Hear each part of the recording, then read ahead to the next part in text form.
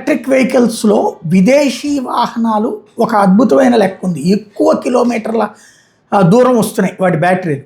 అవి బాగా కోట్లల్లో ఉన్నాయి. మన దేశంలో ఉన్నటువంటి సంస్థలు ఆ స్థాయిలో డెవలప్ చేయట్లేదు ఇంకా.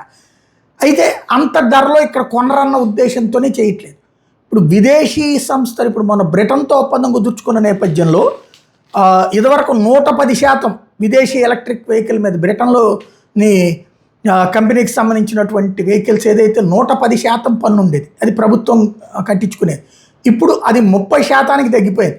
దాంతో రేంజ్ రోవర్ స్పోర్ట్స్ ఎస్వి వచ్చి 2,75,00,000 నుంచి ఇప్పుడు 2,05,00,000కి తగ్గిపోయింది. అంటే దాదాపు 70 లక్షలు తగ్గింది. రేంజ్ రోవర్ ఎస్వి డీజిల్ 3,83,00,000 ఉండేది, ఇప్పుడు అది 2,87,00,000 తగ్గింది. అంటే దాదాపు 96 లక్షల రూపాయలు తగ్గింది. రేంజ్ రోవర్ ఎస్వి పెట్రోల్ 4,25,00,000 ఉండేది, ఇప్పుడు 3,19,00,000, దాదాపు 1,06,00,000 తగ్గింది.